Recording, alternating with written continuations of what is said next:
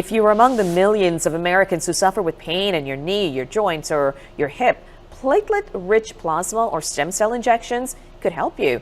With more on this is Dr. Chad Domingue, a local neurologist and pain management expert. Hey, good afternoon. Happy Thursday, everybody. Happy Thursday. It's a growing field. So what type of pains can be treated with these injections? Yeah, so stem cells, PRP, platelet-rich plasma, it's really growing. It's kind of the new field of medicine. These are for milder symptoms, so ligaments, cartilage, tendons, so soft tissue type stuff. But these are for younger patients that have inflammation of joints. This is not indicated for people that have like really worn out knees, ankles, elbows. And as you and I always talk about, this therapy really shows how important it is to get into a doctor early, because once a disease advances in your joint or tendon, this is no longer an option. Very good point. You always stress, get it done early. Don't wait too long. So how does this work? Yeah, so the platelet-rich plasma, this is an actual example of what's injected. So you go to the doctor, they start an IV, they draw your blood, and they put it in a centrifuge that spins it around. And what it does is it separates your blood so the platelets get to the top, and it separates the white blood cells and red blood cells. They inject it then into a tendon or a knee, and what that does is it increases blood flow, and it actually decreases inflammation. So it's a regenerative process. Stem cell, they take from your fat, or they take from bone marrow, or they take it from a donated embryonic source.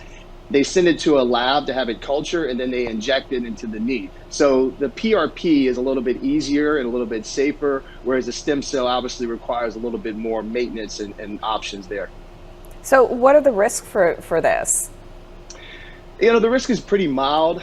With PRP, the risk is almost zero. With stem cell, you know, you have to worry about when you inject the stem cell, which way is it going to go, right? So there are some concerns that you can actually see cancer with it, though I looked at the literature and I didn't see that. I look at both of these options as kind of house money. It's very expensive. Insurance doesn't pay for it. But the nice thing is, whatever you get, it's not steroids, it's not surgery. One of my partners here at Avala, Kevin Darr, does it, and he sees a lot of really good results.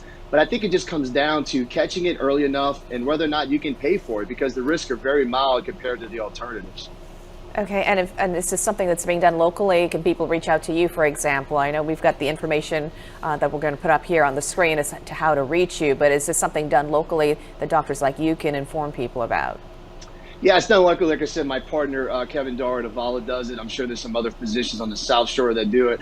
I think the thing that's difficult for the consumer is which one do you do, stem cell, PRP? And I can tell you the literature really doesn't give the answer. And I didn't see many studies that went past a year. But there's some good evidence of pain relief. You know, whether or not it regrows cartilage and tendons, the jury's still out. But I think it's, it's in its infancy, and I think this is exciting. We just have to see where it's going to go in the future. It's always good to get the latest technology news from you, because so many people are dealing with different types of pains, and they want to find out what is new that could help them get rid of it, or at least live with it in a better way daily. Thank you so much, Dr. Domingue. Appreciate it. All right, Liz. Y'all enjoy your afternoon. Have a good weekend.